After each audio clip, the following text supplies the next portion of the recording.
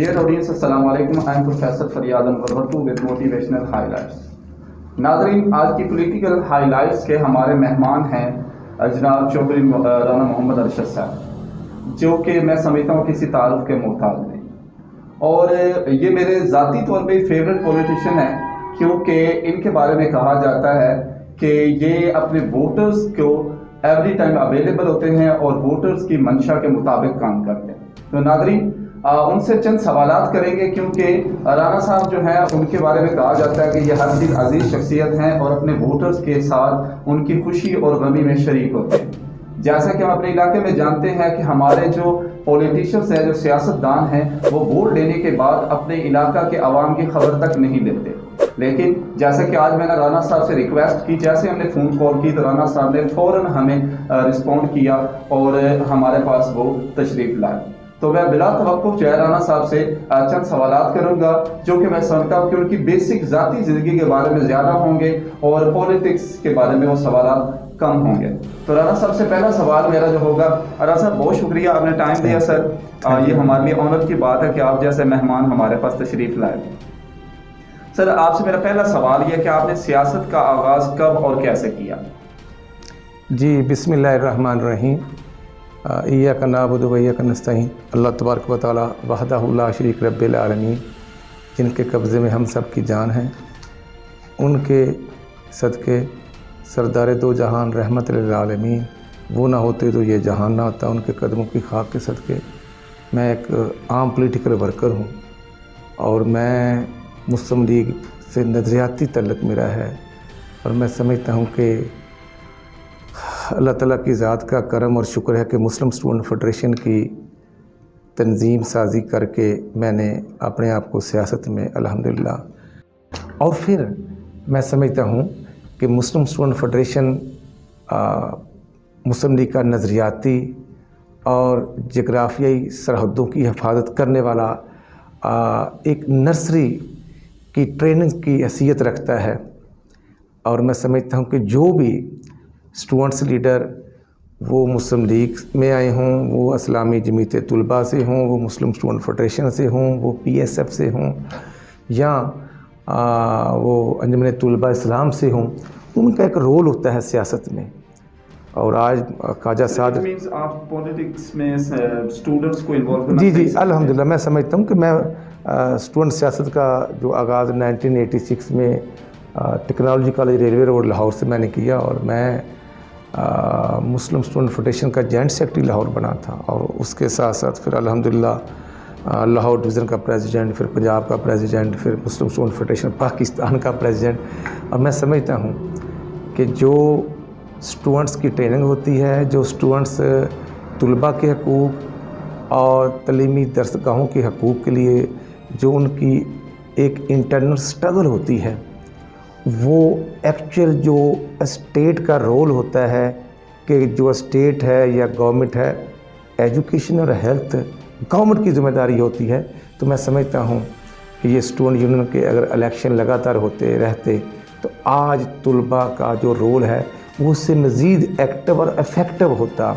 और मैं 1998 में मेंबर डिस्ट्रिक्ट काउंसिल इलेक्ट हुआ, और फिर 2001 में नाज़िम बना, और फिर उसी तरह मैं समझता हूँ कि 2002 में पहला मुस्लिम लीग नून के टिकट पर मेरा सूबाई इलेक्शन था।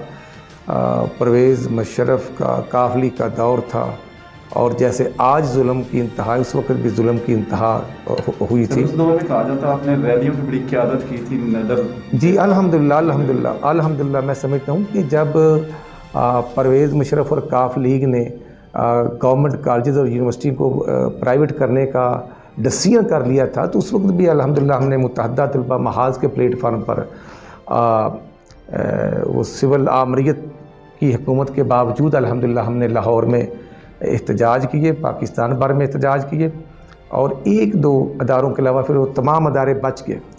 आज अगर MAO कॉलेज है, आज अगर इस्लामी कॉलेज रेलवे रोड है, आज अगर इस्लामिया का सिविल लाइन है, या मैं समझता हूँ कि GC यूनिवर्सिटी है, या दयाल सिंह कॉलेज है, या मैं समझता हूँ कि बाकी तमाम अज़ला में जो मेन कॉलेजेस गवर्नमेंट की कस्टडी में हैं, तो वो उसी लिए हैं कि जो तुलबा ने और उस वक़्त की अपोजिशन ने हमारा साथ दिया और सिर्फ FC कॉलेज जो है वो प्राइवेट NGO के हैंड ओवर हो गया, और जिसकी आज फीसें देना बिल्कुल आउट ऑफ कंट्रोल हो चुकी हैं।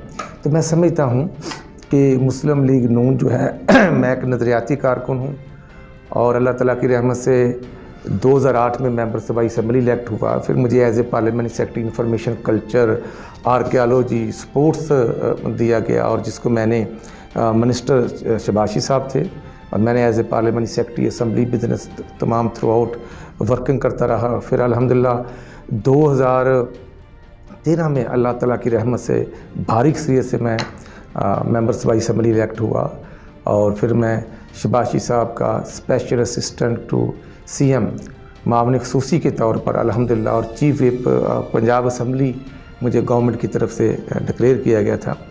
तो हम 313 मुस्लिम लीग नून के MPs थे, और टोटल 717 का हाउस था।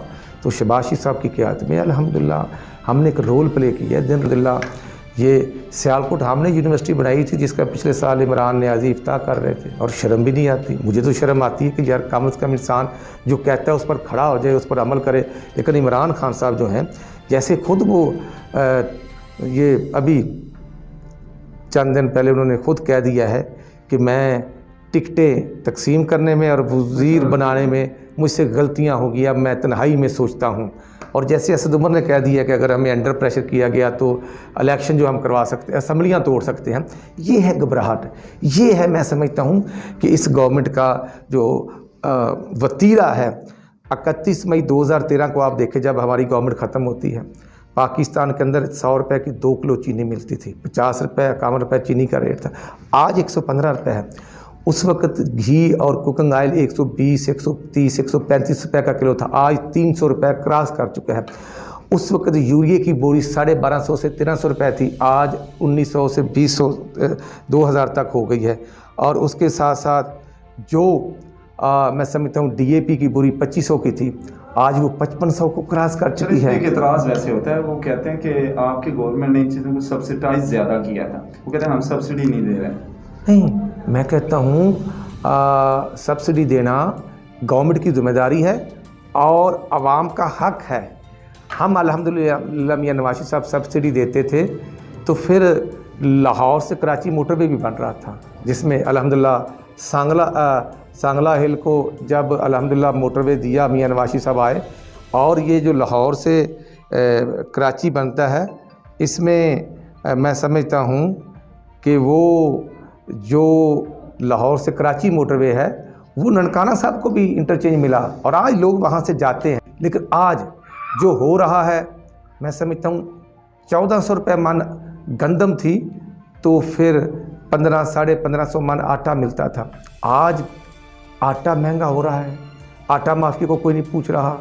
गंदम अपने ज़मींदार से अब रेट 1800 रुपये की है, और जो गंदम इन्होंने 2-3 माह पहले बाहर से मंगाई है वो 2750 रुपये मन ख़रीदी है। ये है इस हुकूमत का डबल रुख, तजाद। कहते कुछ हैं, करते कुछ हैं।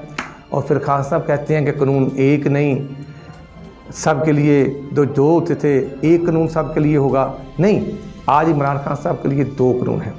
एक उनकी सिस्टर हकीकी जो है अलीमा बीबी, उनके न्यू जर्सी अमेरिका में अरबों रुपए के असासे निकल आते हैं, जो 2004 से लेकर 2018 तक। गवर्नमेंट की तरफ से इतराज़ भी है कि सिलाई सेंटर्स का। राज साहब, आपसे अगला मेरा सवाल ये होगा, जैसे कि इंटरनेशनली और पाकिस्तान में कहा जाता है कि स्टूडेंट्स या यंग जनरेशन के इमरान खान फेवरेट है, लेकिन हमारे हल्के के अंदर आपके बारे में कहा जाता है आप फेवरेट है। आपके फेवरेट होने की वजह क्या है? देखें जी, मैं बुनियादी तौर पर एक पॉलिटिकल वर्कर हूँ। मैं समझता हूँ ऑन ग्रास रूट, अगर मैं मिडल मैन आम पॉलिटिकल वर्कर होकर पंजाब असम्बली का मेंबर, और फिर पंजाब कैबिनेट का मेंबर, और फिर मुस्लिम लीग नून की मरकज़ी जो वर्किंग कमेटी है CWC का मेंबर बन सकता हूं, और अल्हम्दुलिल्लाह 2004 से आज तक भी ज़िला ननकाना का तीसरी दफ़ा मियां नवाज साहब ने मुझे ज़िले का सदर बनाया है ननकाना साहब का।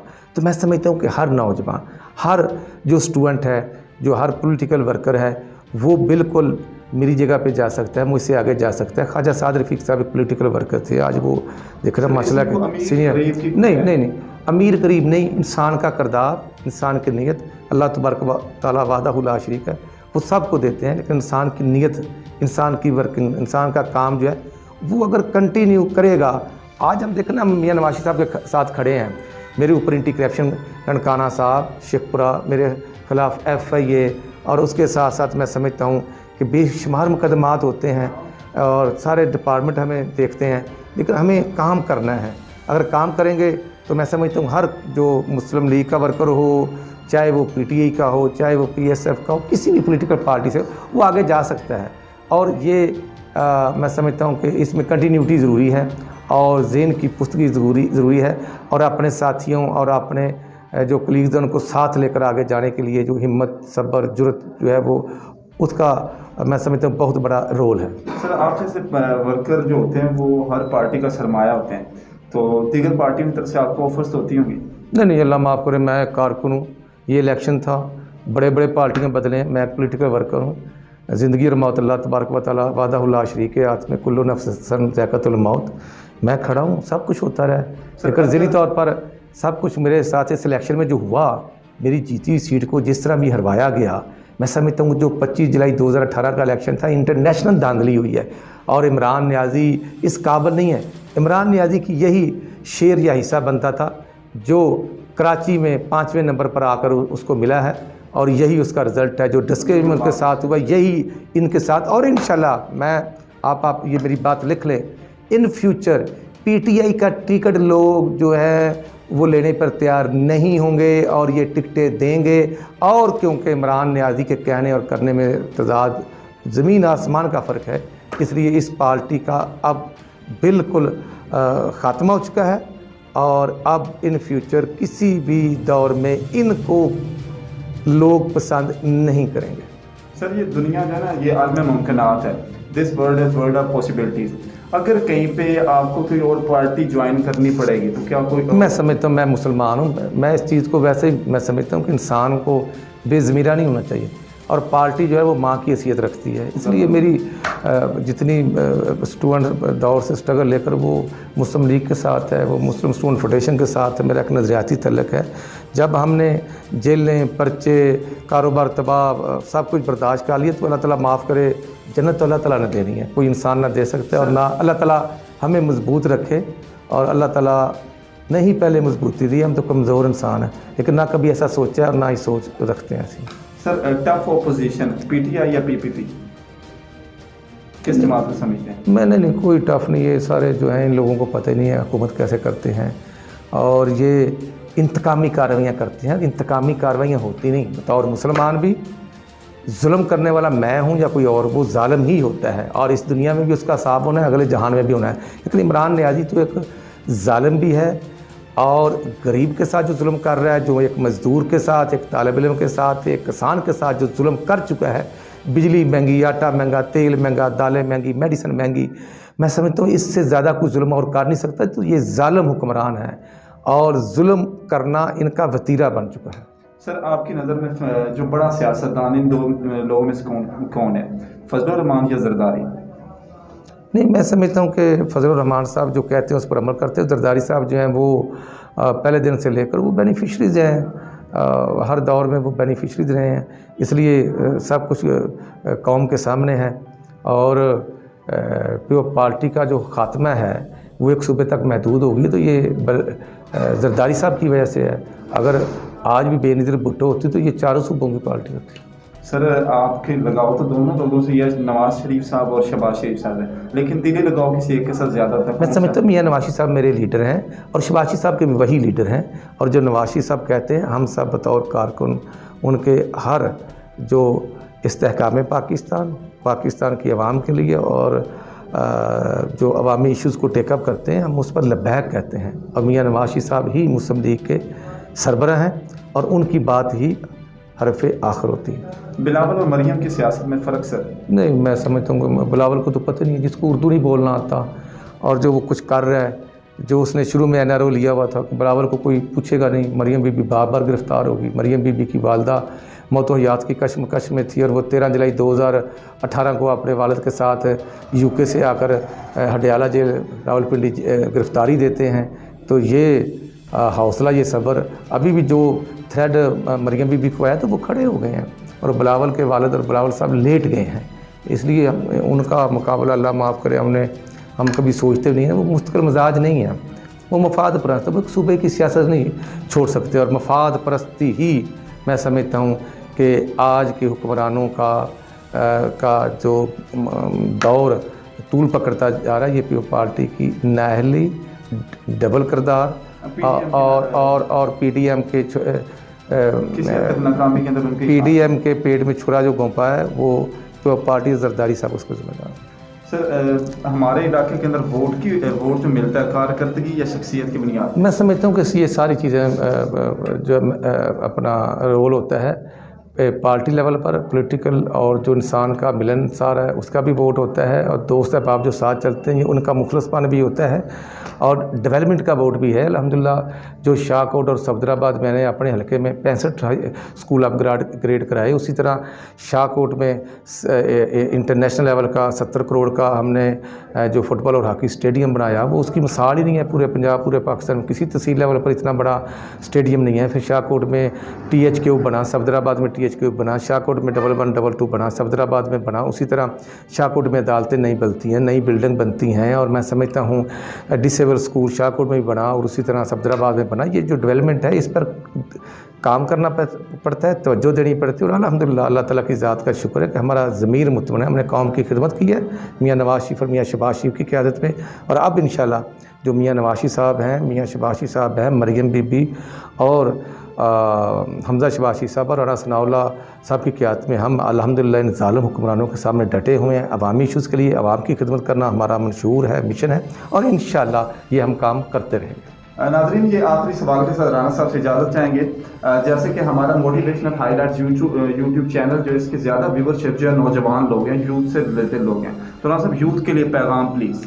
मैं समझता हूँ कि यूथ को अपना रोल प्ले करना चाहिए। इस्तेहकाम पाकिस्तान से पहले मैं समझता हूँ कि जो पाकिस्तान बनने में मुस्लिम स्टूडेंट फेडरेशन का रोल है, जो मैं समझता हूँ कि ढाका यूनिवर्सिटी में मुस्लिम स्टूडेंट फेडरेशन का रोल, वहाँ से लेकर जो हमीद निज़ामी साहब से लेकर तुलबा का एक रोल था, और जो 1946 में ऑल इंडिया मुस्लिम लीग ने इलेक्शन में पार्टिसिपेट किया, वहाँ पर जो रोल था तुलबा का, वो इलेक्शन जीतने का जो सबब है वो पाकिस्तान बना।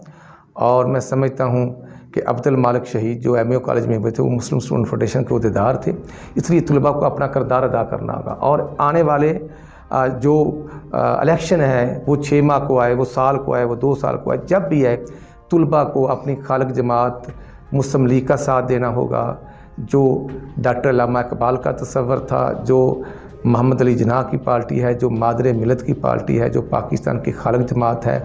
इस पार्टी ने ही मियाँ नवाज़ शरीफ की क़यादत में पाकिस्तान को एटमी ताकत बनाया, और जिस दौर में भी आप देखें मुस्लिम लीग का दौर होगा, पाकिस्तान ने तरक्की की। 12,000 मेगावाट बिजली अल्हम्दुलिल्लाह हमने पैदा की। पाकिस्तान में जो दहशतगर्दी थी वो शुमाली वज़ीरिस्तान से लेकर 70,000 पाकिस्तानी शहीद हुए, 10,000 से ज़्यादा अफवाज पाकिस्तान के बेटे शहीद हुए। लेकिन आज पाकिस्तान एक पुरअमन वतन है। ये मियाँ नवाज़ शरीफ की क़यादत में हुआ, ये मियाँ शहबाज शरीफ की क़यादत में हुआ, और इसमें 22 करोड़ आवाम को मैं खराज तहसीन पेश करता हूँ कि आज का पाकिस्तान जो है ये परेशानियों का पाकिस्तान है।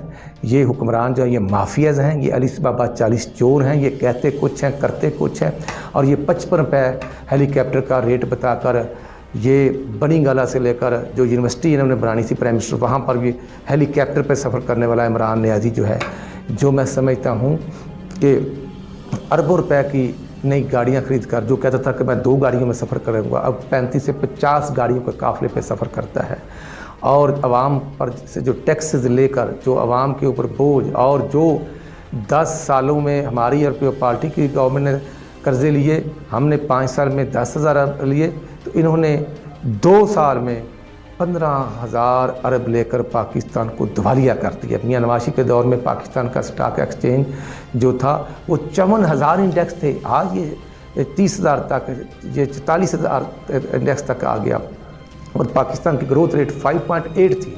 पाकिस्तान एशियन टाइगर बन रहा था, और नलायकों की गवर्नमेंट आती है तो पाकिस्तान का ग्रोथ रेट 0.5 तक पहुँच चुका है। ये पाकिस्तान मियाँ नवाज़ शरीफ की क़यादत में डॉलर 108 रुपये का था, ये डॉलर को 169 रुपये तक लेके गए हैं। ये कहते कुछ हैं करते कुछ हैं, और पाक हकीकत में जो 120 ममालिक की जो पासपोर्ट की इंटरनेशनल लेवल पर जो काउंटिंग की गई और जो उसका स्टेटस बनाया गया, तो पाकिस्तान के पासपोर्ट को 117वां नंबर मिला है, जिससे मैं समझता हूँ कि मेरे पाकिस्तान, मेरे अवाम के जज्बात मजरूह हुए हैं। इसलिए अब इन हुक्मरानों का जाना ठहर चुका है। इंशाअल्लाह बहुत जल्द इलेक्शन होंगे और मियाँ नवाज शरीफ की क़यादत में इंशाअल्लाह मियाँ नवाज शरीफ चौथी दफ़ा भी अल्लाह ताला की रहमत से इस मुल्क के वज़ीर-ए-आज़म बनेंगे और ये मुल्क का तरक्की का रास्ता जो है ये मज़ीद आगे की तरफ जाएगा। नाज़रीन, हल्का के अवाम के हर दिल अजीज़ लीडर और रहनुमा और बिलखुसूस यूथ के नौजवानों के हर दिल अजीज़ नौजवान लीडर के इस पैगाम के साथ इजाज़त चाहेंगे। अल्लाह हाफ़िज़।